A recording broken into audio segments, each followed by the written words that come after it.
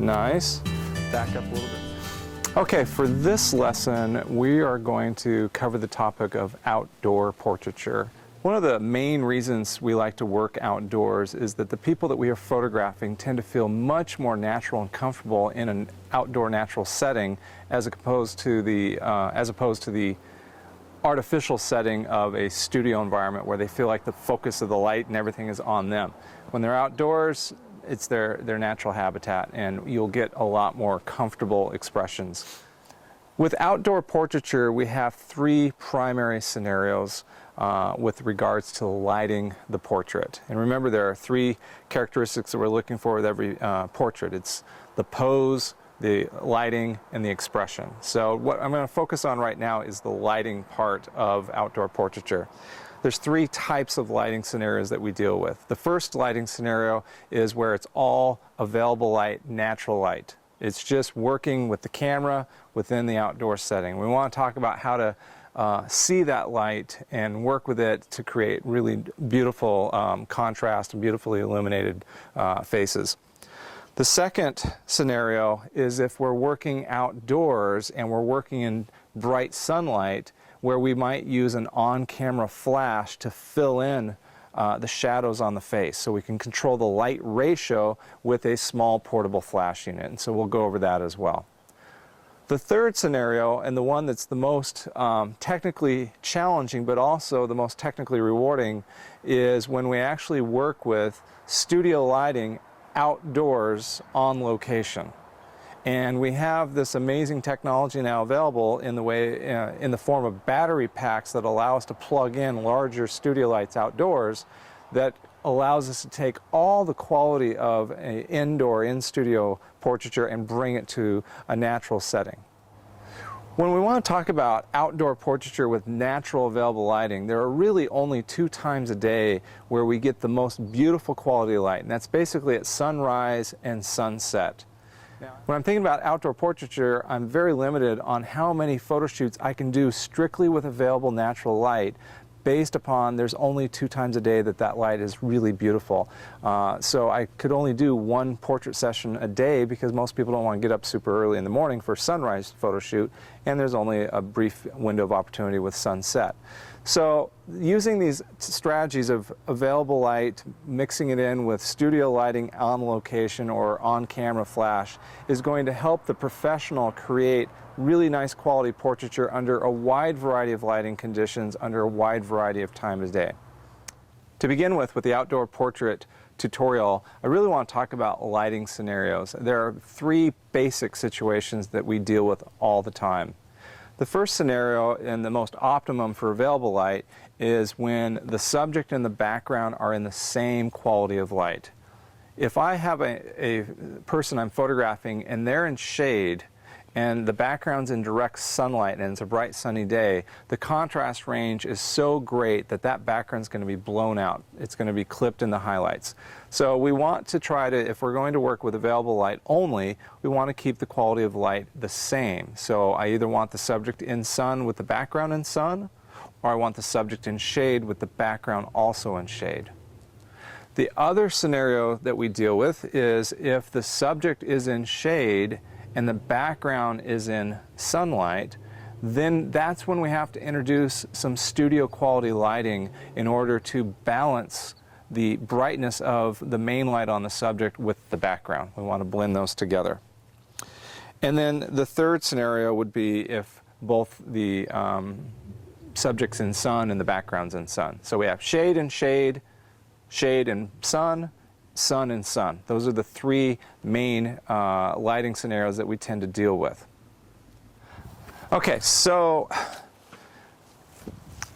to be honest with you, I would never shoot in a situation where I've put somebody in front of a background and a flat plane. But for demonstration purposes, I want to talk about when we're shooting under direct sunlight. Whenever we're shooting with available light as our primary light source, we have to pay attention to the direction and quality of the light, just like in the studio. So you'll notice right now the sun is clear skies, very hard shadows, but the sun is right in front at this point. So if I have Jordan turn his head away from the light, I've got broad lighting, and if I have them turn it towards the light, I've got short lighting. Everything that you learned in the studio about a headshot, basic portrait lighting, applies outdoors when the sun is your primary light source. Okay, one of the things that we need to talk about is exposure camera settings when working outdoors. Just like in the studio, I tend to want to throw the background a little more out of focus. There's so much texture and detail in the background that I want my subject to pop out of that background a little bit more. So I like to shoot quite often at f4, f2.8 if I'm really going for a soft feel to it, or f5.6. And this is different than street photography or social documentary photography, where I'm on the opposite end of the spectrum, where I want gritty sharpness. With an individual or a couple, I want to get them separated from the background. So one of the tools that you need to have in your camera bag is a neutral density filter. Because right now, when I am at bright sunshine, the average exposure is going to be basic daylight exposure, or otherwise known as the Sunny 16 rule, f16 at 1 over the ISO. So with my camera shooting digitally, I'm going to dial that ISO all the way down to the lowest ISO, which on this Canon 5D Mark II is an ISO 100, which means f16 at a hundredth of a second would be the proper daylight exposure. If I want to drop down from f16 to say f4, that's going to be 11, 8, 5, 6, 4. That's 4 stops. Then I would need to crank up my shutter speed by 4 stops, which would be going from 100 to 200th of a second, or 250th, 500th, 1,000th. I'd be all the way up to 2,000th of a second. Now I can do that exposure if I'm not needing to use any electronic flash. However, if I need electronic flash for fill light, controlling my light ratio, that's when I need to use a neutral density filter so that I can drop down the shutter speed to a speed slow enough for my flash to sync. Remember, I can't sync any higher than a 200th of a second with this particular camera. So you need to have a neutral density filter, and I recommend not using a polarizer. Because what will happen with a polarizer filter, it will flatten out the highlights on the skin because it'll block those highlights. It's designed to be able to see through reflections. What happens then is the face looks really dead. It looks like a corpse compared to that sparkle three-dimensional quality. So just a little factoid about exposure outdoors is to make sure you've planned for worst case scenario. Actually, I will tell you, bright sunny day is the most difficult lighting conditions to make good portraits outdoors. A high overcast day, particularly with color photography, you'll notice the saturation of colors comes out more in a overcast day than it does in a bright sunlight day. So as a professional, our challenge is we can't wait for the perfect lighting conditions, and Mother Nature outdoors is always throwing curveballs at us. So it's nice to be there when everything's perfect, but the reality is it's never, oftentimes never perfect, and we have to use some tools and tricks in our experience of how to make these photographs work really well. So in this case, I'm going to go ahead and take a couple of shots.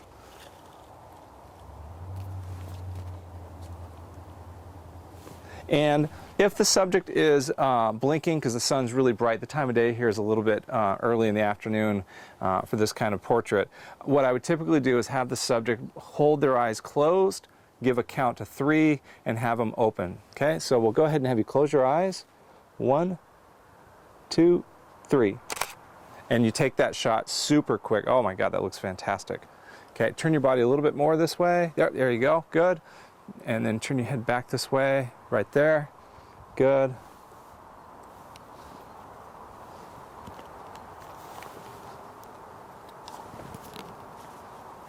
Okay, 1, 2, 3. Nice.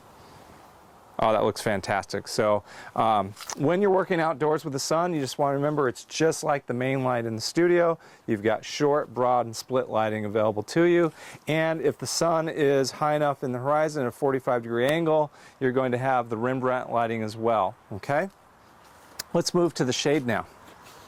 Okay, so now in this particular lighting situation, this is like just a easy way to make great portraits. And in fact, when I used to have a retail strip mall studio, I used to charge extra to go on location to a park-like setting. And then one day I was actually just walking, taking the garbage out, and I noticed a stone wall with some shrubbery, and the lighting was perfect. And in fact, the lighting was always perfect because it was on the side of the street and the side of the building that was always in shade.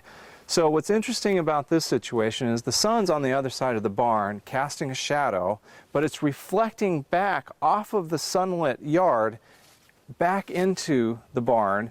And what we have in this particular case that makes the contrast really beautiful is the dark color of the wall is actually absorbing light and creating darker shadows on the shadow side of the face than we would get if this was a white wall, which it would reflect in.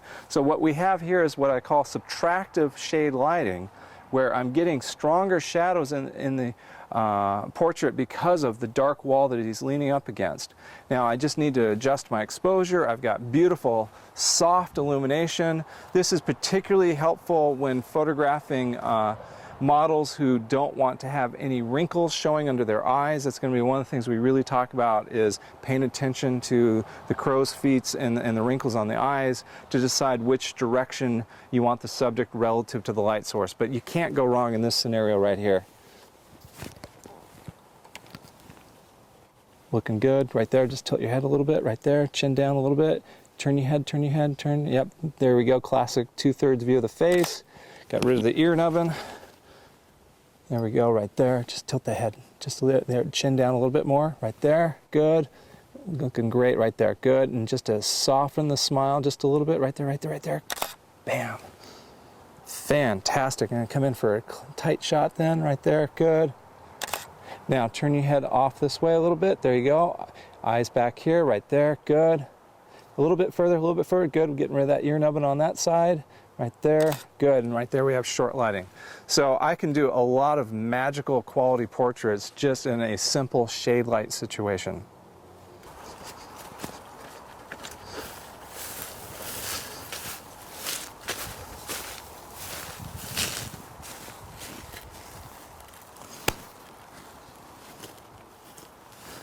Okay, so now we're in an interesting situation where we have mixed lighting. We have a mottled lighting of highlights and shadow. And again, I want to pay attention to where the sun is. Even though Jordan's in shade, I don't want to shoot with his back to the sun because I'll get dark shadows in the eyes. So even though he's in shade light here, it's an open shade area where there is direction and a nicer quality of the light to be had by shooting in this direction with the background over here. Okay, so I'm going to bring you up next to the tree. And this gets to my first key point about posing outdoors, and that is to put your subject in the background rather than in front of the background. Generally, what we're striving for in outdoor portraiture is a sense of three-dimensional depth. And we create three-dimensional depth by getting a foreground, a middle ground, and a background. We don't have to have much. The foreground can be out of focus, background can be out of focus, subject's in the middle ground. Generally, we want the subject in the middle between a foreground and a background. Sometimes we can't help it and we do have the subject in front, but for the most part, I want to get the subject into the background. So I want to get him layered behind the tall grasses. I want him leaning around the side of the tree with a little bit more in front of the shoulder. So I'm going to have you come around the side of the tree right there. Back up just a little bit right there, and then just lean into it a little bit more. There you go, right there, good. And you'll notice, even though he's in total shade, his face is total shade, I see the sparkle of the catchlight in his eyes because that sun is coming in from this direction. We would not see that if I were shooting this direction towards a shady background and him in shade. We'd lose the sparkle. So keep in mind always, even if the sun's hidden in the cloud, it still is like a softbox that has direction to it, and we want to pay attention to that.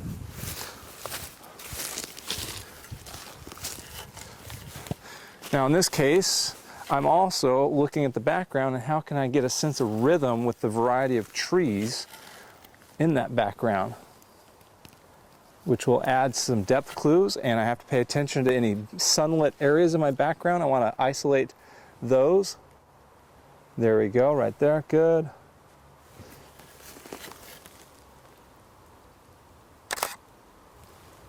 Nice. Back up a little bit more behind the tree. Just almost a peekaboo situation. Just back up right there. Good. And lean into it. Get a little more angle. There, yep, there you go, right there. Tilt the head a little bit opposite. There we go. Good. Nice. And let's turn your head a little bit. There we go, right there, right there. Good. Chin down. Looking right up here. Just a hint of a smile. Right there. Good. Okay.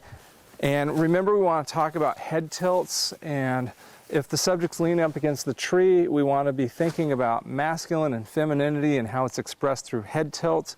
If the subject's head is tilted towards the front shoulder, it's a opening up of our neck. It's a revealing of ourselves, and that is seen as a feminine trait, okay? If the head is tilted away, it's a more protective, guarded, masculine trait. So again, for any pose, I'm going to work with the head tilts, both masculine and feminine head tilts with each pose. There you go. Good. Yep. Just cock that head right there and then turn, turn, turn. Good. Right there. Nice. Typically in shade, I will actually crank up my ISO to 400 because I have a little more flexibility with my shutter speed. I want to use a shutter speed, ideally if I'm hand holding, I need a shutter speed equal to 1 over the focal length of the lens that I'm using. So if I'm using a 200mm lens, I need ideally a 200th of a second shutter speed to be able to avoid any motion camera movement blur. So we'll just do a kind of a couple different apertures, combinations. So that you can see the difference, the depth of field issue of really good bokeh and throwing that background out.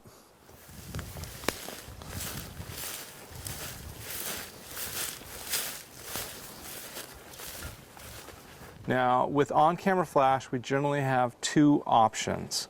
We have, this is an old flash unit, an old Vivitar. You can get other third-party flash units. Okay, so if you have a flash that's paired with your camera body, you're going to be using what's called through the lens metering, TTL flash photography. In that case, you don't need to worry about setting the you want to set the ISO to the same as the camera, but you will actually set the flash setting on your camera to underexpose by 2 stops.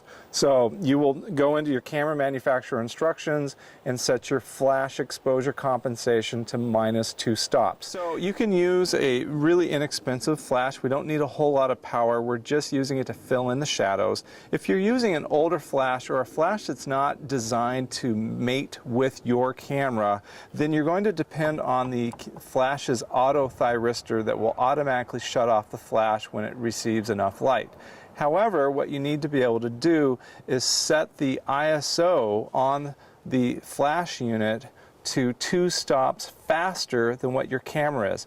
In a bright sunlit situation, I generally go for a 5:1 light ratio where my fill flash is 2 stops less than what the camera setting is for the basic daylight exposure. So if I were shooting ISO 100, I would simply set the flash to ISO 400 in order to have it automatically underexposed by 2 stops. Now, one of the things to think about when working with on-camera flash is your subject distance from the camera. If you're working really close up, your flash will tend to overexpose because it's just too close a range.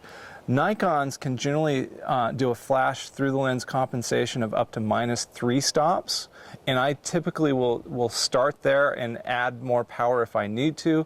Most Canons only go down to -2 stops on their flash compensation, their flash exposure compensation.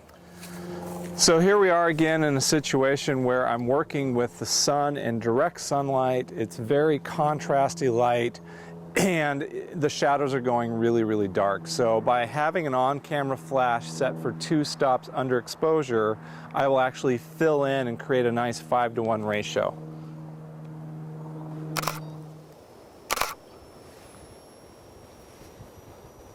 Now, one of the nice things about using the flash outdoors is even if the eyes are in shade, I will kiss the subject with a little bit of fill light, and it'll keep a specular highlight in the eyes, even on the shadow side of the face. So sometimes, even outdoors in shade, I'll use a little bit of a fill light just to cause that specular highlight to show up in the catch lights. So another kind of flash that you will see in a high-end professional's toolkit would be a more powerful handle mount flash like this MET 60 CT. These flash units have a much larger power supply, as well as they have a head that will tilt and swivel, and will have a guide number that's much larger. So for example, this flash has a guide number of 192. Now, when you're looking at power output for on-camera flashes, the only way to really compare two units is to look at the guide number. Guide number divided by distance will give you a working aperture at ISO 100. Okay, so we're going to talk about the next lighting scenario, which is when we have harsh contrasty light where we might have our subject in shade and the background in direct sunlight. That's when we can actually bring studio quality lighting outdoors, and we now have the ability with these very small compact battery units to be able to plug in a studio light with a softbox or a shoot-through umbrella and have that quality of light be our main light, the ambient shade light be our fill light, and we can balance this light with the sunlight in the background. And by having the sun behind the subject, I'm actually getting excellent background separation lighting. So I'm getting hair light, separation light, etc. So couple things to keep in mind in terms of these batteries. We're going to go ahead and plug in the light. When working with a portable battery such as this, this particular Vagabond Mini is good for up to about 200 flash pops per full charge. However, there's a lot of variety of factors such as what power setting you are. Now, most of the time we're going to be working somewhere in the middle of the power range of the light source, but here's the critical point that you need to really understand, and that is, do not turn on the modeling light, because the modeling light is a continuous draw of power and it will wear down this battery very, very quickly. So this is why we started out our lessons in the studio with a basic headshot, for you to master the positioning of a light source relative to the subject, so that you can actually set up really high quality studio lighting outdoors without even having a modeling light turned on. So that's very, very important. The other consideration when working outdoors with this sort of power pack and studio lighting scenario, and I'm going to give this to Jordan right now. This is a nice portable small size. He can wear it on his shoulder. He can move around and assist me. It is very critical, if you're going to do this quality of work, that you have an assistant. Again, this is a little business tip. I will tell you 101 business. It is not a matter of if you have an employee or if you have an assistant. It's an absolute requirement if you're going to do a premium boutique business style of business that focuses on high quality. You cannot do this quality of work by yourself, because you need to have somebody able to adjust the lights while you're at camera position, making adjustments to your exposure, etc. There's also a very important safety feature. Outdoors, this large softbox, and particularly an umbrella, becomes almost like a kite or a sail on a sailboat, in that the least amount of wind can potentially blow over the light stand and damage your light, your monolight tremendously. And in fact, it's happened to me. So I was photographing a wedding. I stepped away from the light source just briefly. I had a shoot-through umbrella. Gust of wind came up, knocked the light, completely broke the flash tube and the modeling light, rendered it unusable for the rest of the event, and was very expensive to replace. So I feel it's imperative that you have somebody with you that can hold the studio stand secure and position it for you while you're the director. As a portrait photographer, you need to be a director and accustomed to working with assistants and working with models. The director is the one that pulls out the expression out of the actors, and they're the one that direct all the crew on a film set. And that's very much what we're doing here today. So in today's world of photography, the tools have gotten so excellent that the cameras hold a tremendous dynamic range of exposure for highlights and shadows, and I now have portable power that I can take in a kit this small. I can fit this in the back seat of my car, and I can go anywhere with studio quality lighting.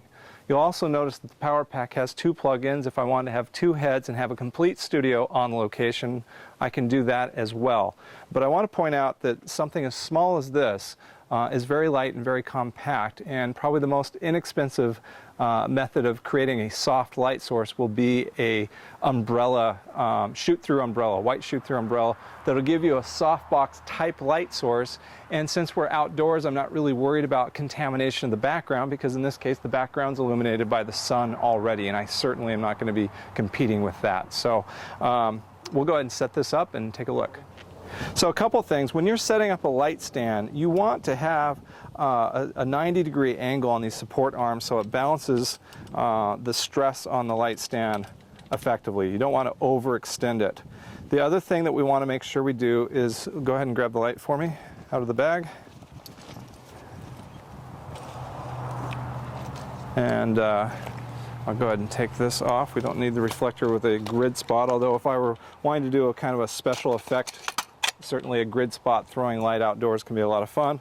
The other thing when setting up a light stand with a monolight is you want the light to be pointed over a leg.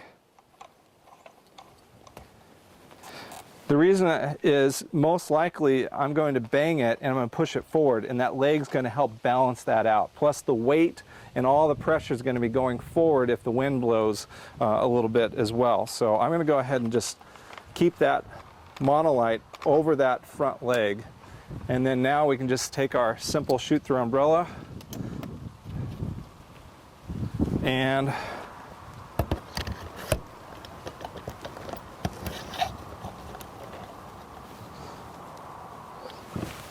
we'll have something very, very simple and very effective for location lighting. Bring the light over here. Hey, Pat, here. Come here. Here.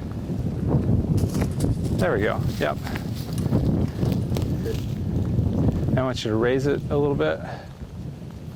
Hey.